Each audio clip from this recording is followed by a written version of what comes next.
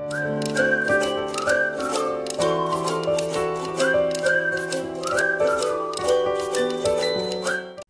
Friends, welcome to my YouTube channel Marker point.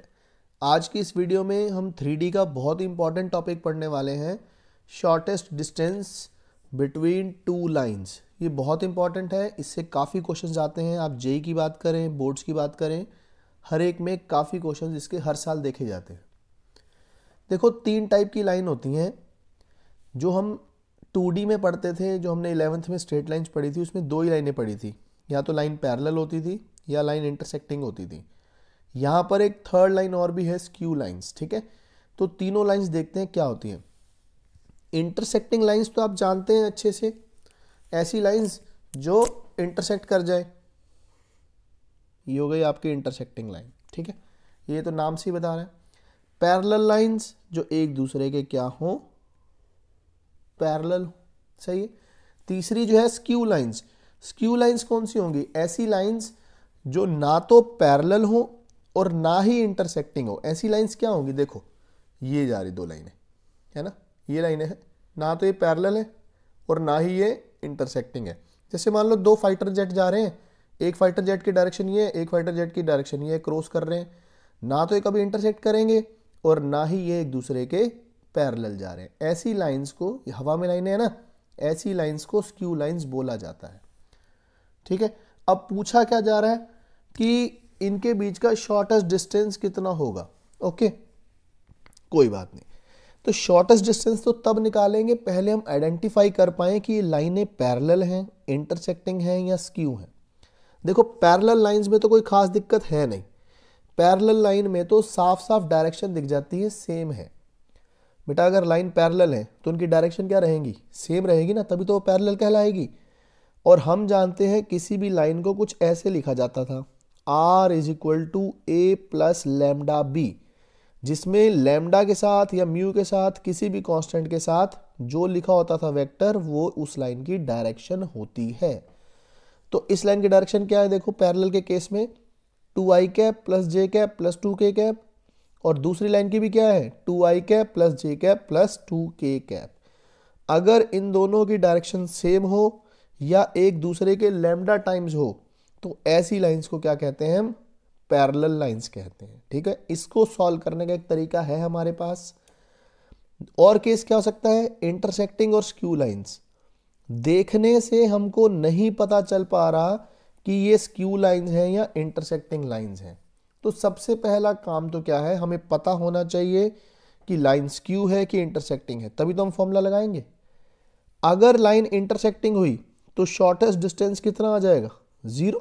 दोनों lines के बीच का डिस्टेंस कितना है? 0। तो जैसे ही आइडेंटिफाई कर लेंगे कि लाइन इंटरसेक्टिंग है, तो हम डायरेक्ट बोल देंगे इसका आंसर क्या है? 0 है। पैरेलल हम आइडेंटिफाई कर चुके हैं, इसका मैं फॉर्मूला आपको डिराइव कराऊंगा। स्क्यू लाइंस पता लग गई तो इसका फॉर्मूला भी हम डिराइव करेंगे। ठीक है, तो आइडेंटिफाई करते हैं लाइन इंटरसेक्टिंग है कि स्क्यू है। ओके, चलो देखते हैं। चलो देखो, जैसे मैंने ये एक एग्जांपल लिया है, अब हमें ये आइडेंटिफाई करना है कि ये लाइनें इंटरसेक्टिंग हैं या स्क्यू लाइंस हैं, क्योंकि पैरेलल तो नहीं है। इसकी डायरेक्शन और इसकी डायरेक्शन क्या है? डिफरेंट आ गई है। ओके, तो अगर ये इंटरसेक्टिंग हुई तो बहुत ही एक बेसिक सी बात है कि एक पॉइंट ऐसा होगा जो कि इस वाली लाइन के ऊपर भी बैठा होगा और इस वाली लाइन के ऊपर भी बैठा होगा। इट मीन्स एक ना एक ऐसा कॉमन पॉइंट तो निकलने वाला है। ओके, इसको बोल देते हैं लाइन 1, इसको बोल देते हैं लाइन 2। मतलब ये लाइन 1 होगी, ये लाइन 2 होगी। तो जनरल पॉइंट ऑन लाइन 1 बताओ क्या आ रहा है? जनरल पॉइंट ऑन लाइन 1 क्या आएगा? 1 प्लस 3 लैम्डा, 1 माइनस लैम्डा, और के में कितना आ रहा है? -1। लैम्डा तो है ही नहीं। समझ आ गई बात? अगर मैं बात करूं जनरल पॉइंट ऑन L2, तो क्या होगा जनरल पॉइंट ऑन L2? ये हो जाएगा 4 प्लस 2 म्यू। जे यहां पर नहीं है, यहां पर भी नहीं है, इसमें क्या आ जाएगा? -1 प्लस 3 म्यू। -1 plus 3 mu. अगर ये पॉइंट जो है जनरल पॉइंट ये है, मतलब अगर ये लाइंस इंटरसेक्टिंग हैं तो पक्का एक ना एक पॉइंट ऐसा आएगा जो कॉमन होगा। कॉमन होगा इट मीन्स इसके एक्स कोऑर्डिनेट्स, इसके वाई कोऑर्डिनेट और इसके जेड कोऑर्डिनेट तीनों क्या रहे होंगे, सेम। अगर पॉइंट ही सेम है तो तीनों पॉइंट्स भी सेम रहे होंगे। It means 1 plus 3 lambda is equal to 4 plus 2 mu. Y को वाई के इक्वल कर देते हैं और जेड को जेड के। अगर ये तीनों कंडीशन सेटिस्फाई हो गई तो हम क्या करेंगे कि ये लाइन इंटरसेक्टिंग है। क्या करते हैं, किन्हीं भी दो को सॉल्व कर लो। पहले मैं इनको सॉल्व कर लेता हूं। यहां सॉल्व किया तो लैम्डा की वैल्यू 1 आ गई और इसको सॉल्व किया तो म्यू की वैल्यू कितनी आ गई, 0 आ गई। इसको सॉल्व किया तो म्यू की वैल्यू कितनी आ गई, 0 आ गई। अगर ये पॉइंट लैम्डा और म्यू की वैल्यू तीसरे केस को सेटिस्फाई कर देती हैं, इसका मतलब तीसरा कोऑर्डिनेट भी सेम हो जाएगा। और अगर तीसरा कोऑर्डिनेट सेम हो गया इसका मतलब ये लाइंस कौन सी हो जाएंगी, इंटरसेक्टिंग हो जाएंगी। तो लैम्डा को 1 पुट करते हैं तो 1 plus 3 into 0 is equal to, अच्छा लैम्डा 1 है ना, 1 लिख देते हैं, प्लस में 4 इंटू 2 इंटू 0 तो 3 प्लस 1 कितना हो गया 4 और राइट हैंड साइड पे कितनी आ गई 4। इसका मतलब क्या है कि तीनों कोऑर्डिनेट सेम हो गए। इसका मतलब एक पॉइंट कॉमन होगा, लाइंस क्या रही होंगी, इंटरसेक्टिंग। मैं रिपीट कर देता हूं, कभी भी आपको आइडेंटिफाई करना है कि लाइन इंटरसेक्टिंग है कि स्क्यू लाइंस हैं तो आप क्या करेंगे, जनरल पॉइंट लिख लेंगे दोनों के ऊपर। लिख लिया जनरल पॉइंट। जनरल पॉइंट लिखने के बाद किन्हीं दो को इक्वल कर लो, एक्स वालों को कर लो या वाई वालों को कर लो या जेड वालों को कर लो, कोई दो कर लो। हमने क्या किया, वाई और जेड को इक्वल कर लिया। इक्वल करने के बाद लैम्डा और म्यू फाइंड आउट कर लिया और उस लैम्डा और म्यू को हमने पुट कर दिया थर्ड वाले में और चेक करा कि ये बराबर आ रहा है कि नहीं बराबर आ रहा है। अगर ये बराबर आ रहा है इट मीन्स ये लाइन क्या रहेंगी, इंटरसेक्टिंग। अगर ये बराबर ना आता तो लाइंस होती स्क्यू। समझ आ गई बात, ठीक है। तो अब हमें ये पता लग गया कि लाइन इंटरसेक्टिंग है या स्क्यू है। तो शॉर्टेस्ट डिस्टेंस निकालना सीखते हैं पैरेलल और स्क्यू के केस में। चलो देखो बेटा, अब हम फॉर्मूला निकालेंगे distance between to parallel lines का। ये दो पैरेलल लाइंस है हमारे पास। दो पैरेलल लाइंस में क्या होता है, दो पॉइंट्स अलग होते हैं जिनसे ये पास हो रही है।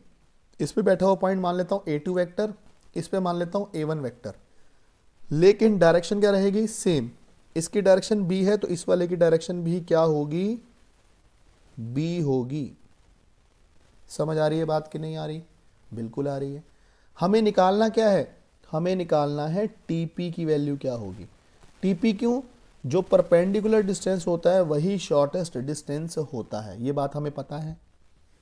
अगर मैं मान लेता हूं ये एंगल थीटा है, ये लाइन कौन सी है, ये इस पे बैठा हुआ पॉइंट है, इस पे बैठा हुआ पॉइंट है, दोनों को मैंने क्या जोड़ दिया। इसका लाइन से एंगल कितना है, थीटा। मुझे क्या निकालना है, TP। अब देखो इस वाले ट्रायंगल में, ट्रायंगल TPS, ये परपेंडिकुलर है, ये हाइपोटेन्यूज है और ये कितना है, बेस है। ये लाइन कितनी हो जाएगी, ये हो जाएगी A2 minus A1, A2 minus A1 vector. बात सही है कि नहीं। इस पे मॉड ले लूंगा तो मुझे क्या दे देगा, इसकी लेंथ, कोई दिक्कत नहीं है इसमें। ओके, ये जो थीटा एंगल है, ये थीटा एंगल किस किस के बीच में है, ये है A2 माइनस A1 वेक्टर और B वेक्टर के बीच में। ये लाइन B वेक्टर है, ये A2 माइनस A1 है। इट मीन्स थीटा जो है वो A2 माइनस A1 और B वेक्टर के बीच का एंगल है। समझ आ गई ये बात।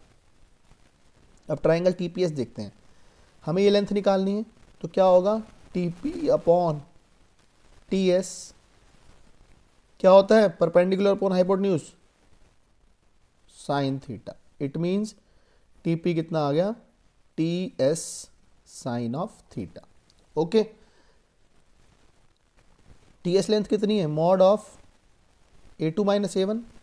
ओके, साइन थीटा क्या होता है, अगर मैं क्रॉस प्रोडक्ट की बात करूं, थीटा है इन दोनों के बीच के एंगल, क्रॉस प्रोडक्ट की बात करूं तो क्या आ जाएगी, ये आ जाएगी, आप क्या जानते हो, देखो क्रॉस प्रोडक्ट अगर मैं करूंगा इसका तो ये क्या है, B वेक्टर, ये क्या है A2 माइनस A1, तो ये होता था मैं यहाँ लिख देता हूँ, चलो B cross A2 minus A1 upon mod B mod of A2 minus A1। ठीक है, इसका भी ऊपर मॉड ले लेते हैं, तो ये हमको क्या दे देगा, साइन थीटा। तो साइन थीटा की वैल्यू यहाँ पुट कर देते हैं, क्या हो जाएगी, mod of B cross A2 minus A1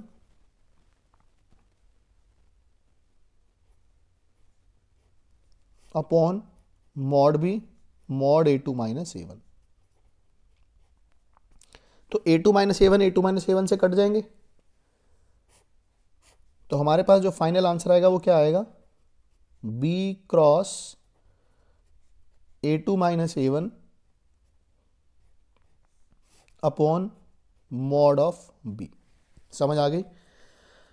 formula कैसे याद रखना है, जो दो पॉइंट्स लाइनों पे गिवन है उनका डिफरेंस लेना है, उसका क्रॉस किससे करेंगे, डायरेक्शन के साथ, जो भी वेक्टर है उसका मैग्नीट्यूड ले लेंगे, उसको डिवाइड कर देंगे किससे, डायरेक्शन के मैग्नीट्यूड के साथ ही।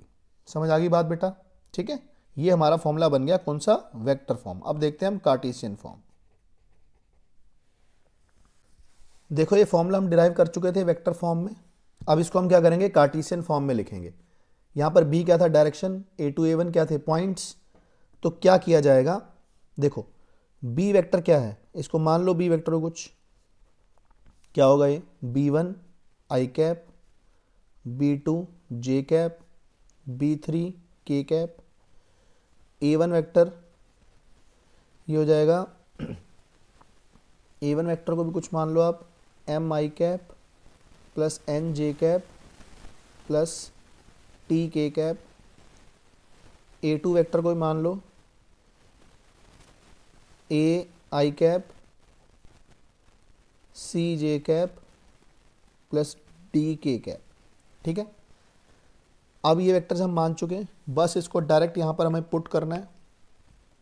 तो A2 माइनस A1 वेक्टर क्या होगा, A2 माइनस A1 वेक्टर ये हो जाएगा A2 minus A1 A minus M I cap C minus N J cap plus D minus T K cap. ठीक बात है। इसका क्रॉस किसके साथ करना है, बी वेक्टर के साथ। हम जानते हैं क्रॉस प्रोडक्ट कैसे होता है, डिटर्मिनेंट से। क्या करते थे, यहाँ I J और K लिख देते थे, पहले बी वेक्टर लिख देंगे क्या, B1 B2 B3 और उसके बाद क्या, A2 माइनस A1। तो कितना आ जाएगा, A minus M C minus N D minus T।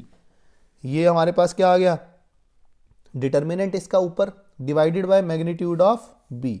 B vector का मैग्नीट्यूड बताओ क्या आएगा, बी वेक्टर का मैग्नीट्यूड होगा B1 square plus B2 square plus B3 square. ये हमारी कार्टेशियन फॉर्म आ गई। ठीक है, ऐसे हम क्या निकाल लेंगे, डिस्टेंस निकाल लेंगे। समझ आ गई ये बात कि नहीं। ठीक है, ये फॉर्मूला आप याद रखेंगे, B cross A2 minus A1 divided by mod of B। ये अगर आपको आता है तो आप पैरेलल लाइंस के बीच का डिस्टेंस बहुत आसानी से निकाल लेंगे। एक छोटा सा क्वेश्चन भी करते हैं हम इसके। अब क्वेश्चन करते हैं शॉर्टेस्ट डिस्टेंस बिटवीन लाइंस, मतलब पैरेलल लाइंस का, क्योंकि हमने उसी का फॉर्मूला भी डिराइव किया है। कैसे आइडेंटिफाई करेंगे पैरेलल है, देखो डायरेक्शन क्या आ रही है, सेम आ रही है। तो पैरेलल लाइंस के बीच के डिस्टेंस का फॉर्मूला क्या होता था, D is equal to mod of B cross A2 minus A1 upon, चलो यहीं लिख देते हैं, मॉड ऑफ B। ठीक है, तो B cross A2 minus A1, यहां पर B कितना आएगा, B वेक्टर कितना है, डायरेक्शन 2 1 2, A1 कितना है, चलो A1 पहले वाले को ले लेते हैं, 1 2 1, और A2 कितना है, ये है 2 माइनस 1 माइनस 1। ठीक है, तो इसको सॉल्व कैसे करते हैं, डिटर्मिनेंट सॉल्व करना है, क्या हो जाएगा, I J K, B direction कितनी है, 2 1 2, और A2 माइनस A1, 2 में से 1 गया 1, माइनस 1 में से 2 गया -3, माइनस 1 में से 1 गया -2। ये सॉल्व करना है, divided by under root of B की डायरेक्शन, इसका वो कितना आएगा मैग्नीट्यूड, 2 का स्क्वायर 4 प्लस 1 5 प्लस 4 9 आ जाएगा। समझ आ गई ये बात कि नहीं? जो भी आंसर आएगा हमें उसका क्या लेना है, ये मैग्नीट्यूड भी लेना है, ठीक है। तो ये कितना आएगा देखो सॉल्व करके, प्लस माइनस प्लस, तो क्या आएगा आई वेक्टर, ये आएगा -2 + 6 तो 4 आ जाए, -j -4 -2 तो -6 प्लस k वेक्टर क्या दे देगा, -6 -1 तो -7। देख लेते हैं एक बार दोबारा, -2 + 6 4 ठीक है, -4 -2 -6 ठीक है, k आ जाएगा -6 -1 7 ठीक है, ओके। √9 कितना होता है 3, इसका हमें क्या लेना है मैग्नीट्यूड। तो देख लो इस वेक्टर का मैग्नीट्यूड कितना आएगा, √4 का स्क्वायर 16, 6 का स्क्वायर 36, 7 का स्क्वायर 49, कितना हो गया ये 49 55 85 91 101, √101/3, ये आपका आंसर आ गया बिटवीन टू लाइंस। तो इस तरह से आपको दो पैरेलल लाइंस के बीच का शॉर्टेस्ट डिस्टेंस निकालना है। समझ आ गई है बच्चों? चलो आगे देखते हैं डिस्टेंस बिटवीन स्क्यू लाइंस, इसका डेरिवेशन करते हैं फॉर्मूला का। अब हम बात करेंगे shortest distance between two skew lines, इसका फॉर्मूला डिराइव करेंगे हम, ठीक है। क्या दे रखा है, दो स्क्यू लाइंस हैं, मतलब ना तो इंटरसेक्टिंग है, ये इसके ऊपर है, ये इसको टच करती हुई नहीं जा रही है, काटती हुई नहीं जा रही है, ये डिस्टेंस, ये लाइन ऊपर है इसके, ठीक है। तो ये दो लाइनें ना तो पैरेलल हैं ना इंटरसेक्टिंग है, स्क्यू लाइंस हैं। तो स्क्यू लाइंस के बीच का डिस्टेंस निकालना है हमें।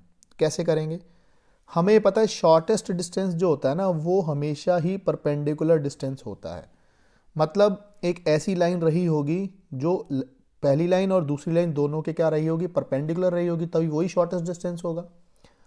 अब मुझे इस लाइन की डायरेक्शन बी वेक्टर पता है, इस लाइन की डायरेक्शन डी वेक्टर पता है। अब एक ऐसा वेक्टर निकालना है जो दोनों के परपेंडिकुलर हो। ये हमने पढ़ रखा था, क्रॉस प्रोडक्ट क्या होता है, दो वेक्टर्स का क्रॉस प्रोडक्ट कर देना, ये एक ऐसा वेक्टर देता है perpendicular to both the vectors. It means जो एल एम वेक्टर है ये क्या होगा, बी क्रॉस डी, बी इसकी डायरेक्शन डी इसकी डायरेक्शन, इन दोनों का क्रॉस कर दूंगा, एक ऐसा वेक्टर निकलेगा जो दोनों लाइनों के परपेंडिकुलर होगा। ये एग्री करते हो आप?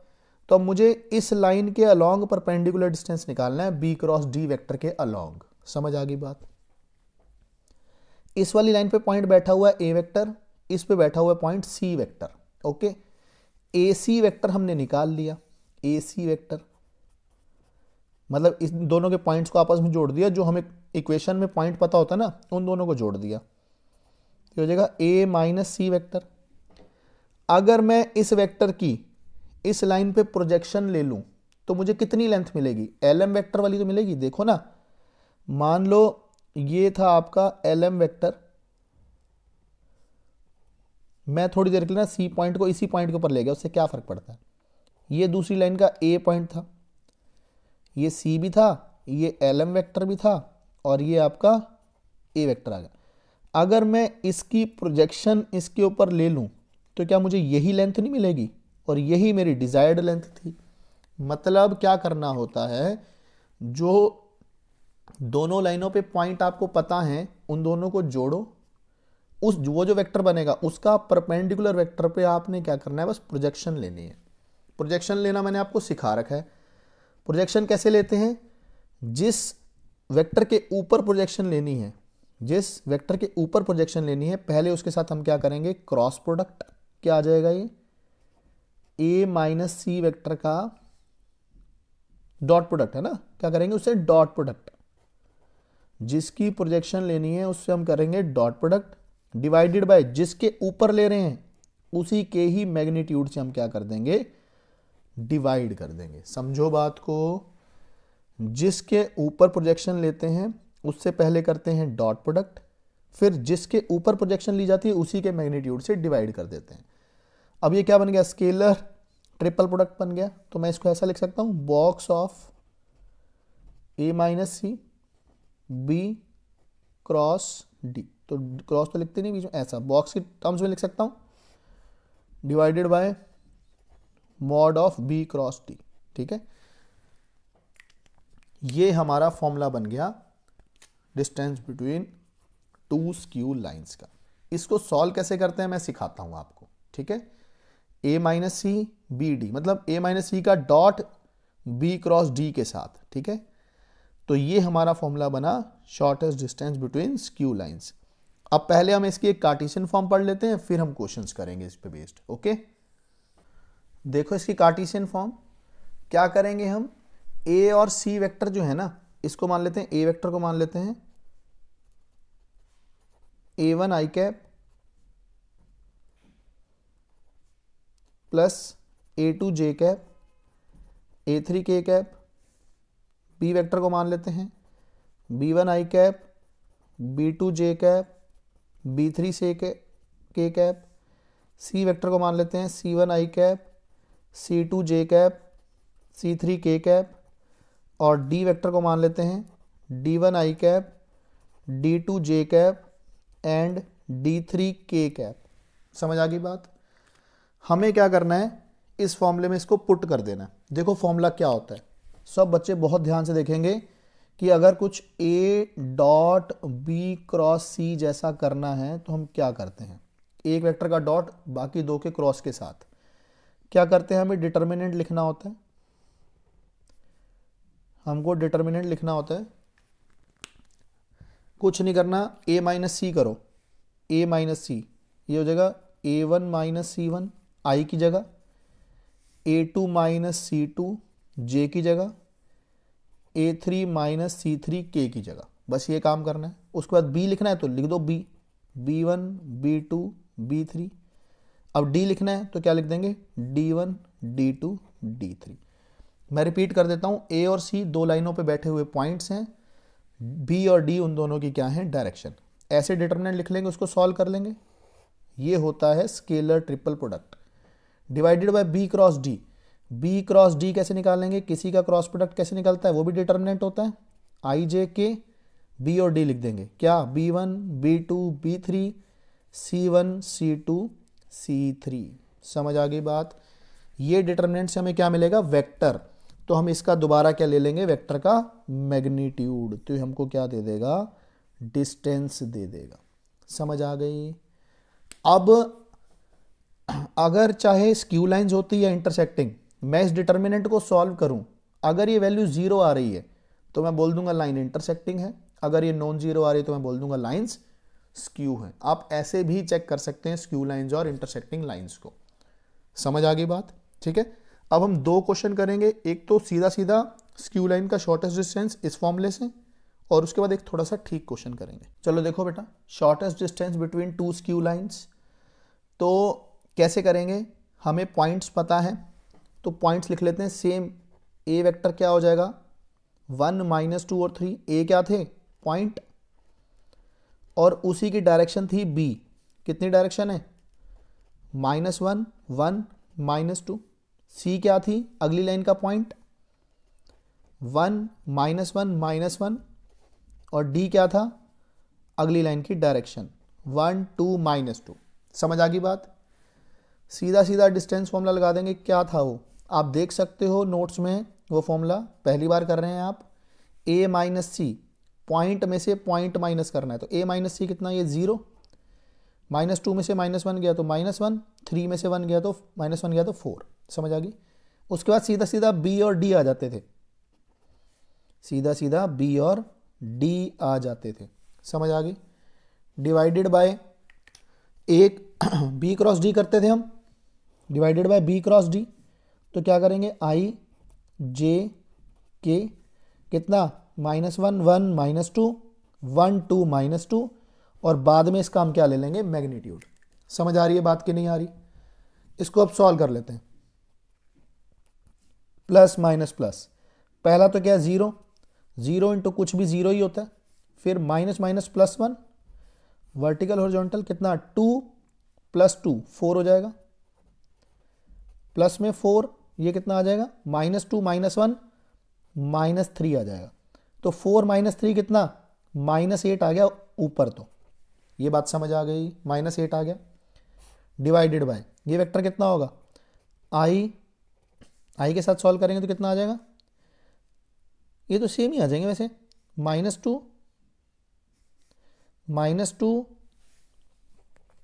+4 -j के साथ देखो ये 4 ही आएगा सॉल्व करके, और k के साथ कितना आएगा, ये वही -3 आ जाएगा, क्योंकि नीचे वाली दोनों लाइनें तो सेम है ना। तो सॉल्व करके हमारे पास आंसर कितना आया, ये आ गया -8। इसका हमने क्या लेना है, मैग्नीट्यूड, डिवाइडेड बाय कितना आ जाएगा, 2 है, 2 का स्क्वायर 4, 4 का स्क्वायर 16, 3 का स्क्वायर 9, तो √29 आ गया। अब आंसर आया -8/√29। अब डिस्टेंस कभी नेगेटिव थोड़ी होता है, तो हम इसका क्या ले लेंगे, मोड ले लेंगे। तो डिस्टेंस सॉल्व करके कितना आ गया, 8/√29। समझ आई बात। तो ये हमारा फाइनल आंसर है। ठीक है, चलो एक लास्ट क्वेश्चन करते हैं, फिर हम इस वीडियो को सम अप करेंगे। चलो लास्ट क्वेश्चन देखो बेटा, क्या कह रहा है, find the equation of a line which passes through the point 1,1,1 and intersects these two lines. मतलब एक ऐसी लाइन की इक्वेशन निकालो जो इस पॉइंट से पास कर रही है और इन दोनों लाइंस को इंटरसेक्ट कर रही है। अगर लाइन इंटरसेक्ट करती है इट मीन्स उनके बीच का शॉर्टेस्ट डिस्टेंस 0 होगा। तो हम ये वाला फॉर्मूला लगा देंगे, ये डिटर्मिनेंट क्या कर देंगे, 0 के बराबर कर देंगे। ठीक है ना, क्योंकि हमें पता है शॉर्टेस्ट डिस्टेंस कितना है, 0। अब हमें निकालना क्या है, इसकी डायरेक्शन निकालनी है, लाइन की इक्वेशन आ जाएगी। तो लिख लेते हैं लाइन 1 जो है वो है उसका पॉइंट 1, 1, 1, डायरेक्शन मान लेते हैं ABC। लाइन 2 की अगर मैं बात करूं तो पॉइंट कितना है, 1, 2, 3, और डायरेक्शन कितनी है, 2, 3, 4। अगर मैं लाइन 3 की बात करूं तो पॉइंट कितना है, -2, 3 और -1, और डायरेक्शन कितनी है, 1, 2 एंड 4। समझ आ गई। तो अब हमें क्या पता है कि डिटर्मिनेंट 0 करना है। डिटर्मिनेंट क्या होता था, पॉइंट्स का डिफरेंस, और नीचे दोनों रोज में क्या आती थी, डायरेक्शन। तो पॉइंट्स का डिफरेंस कितना, 0, 2 में से 1 गया 1, 3 में से 1 गया 2। अब सीधा ABC 2, 3, 4। तो इसको सॉल्व कर लेंगे, प्लस माइनस प्लस। ठीक है, इसको सॉल्व करेंगे तो कितना आ जाएगा, 0 × 4B - 3C -1 × 4A - 2C plus में 2 × कितना आ जाएगा, 3A - 2B। ठीक है, ये सॉल्व करके आपके पास आ जाएगा A - 2B + C = 0। समझ आ गई बात। ठीक है, एक रिलेशन तो आपके पास A, B और C में ये आ गया। दूसरे वाले केस में कर लेते हैं, 1 और 3 भी इंटरसेक्ट कर रही हैं, तो इनके पॉइंट्स का डिफरेंस कितना आएगा, 1 में से -2 गया कितना, 3, 1 में से 3 गया कितना, -2, 1 में से -1 गया तो कितना गया, 2। डायरेक्शन ABC और इसकी डायरेक्शन कितनी है, 1, 2 एंड 4। सॉल्व कर लेते हैं, प्लस माइनस एंड प्लस से। समझ आ गई बात। तो ये सॉल्व करके देखो कैसे आएगा, ये आ जाएगा प्लस का 3 × 4B - 2C माइनस माइनस +2। तो ये सॉल्व करके कितना आ जाएगा, 4A - C, और ये कितना आ जाएगा, +2। तो कितना आ गया, +2 करते ही ये आ गया 2A - B = 0। देखो A देख लेते हैं, 8 और 4 12, तो 12A। B देख लेते हैं, 12B - 2B, तो 10B आ जाएगा।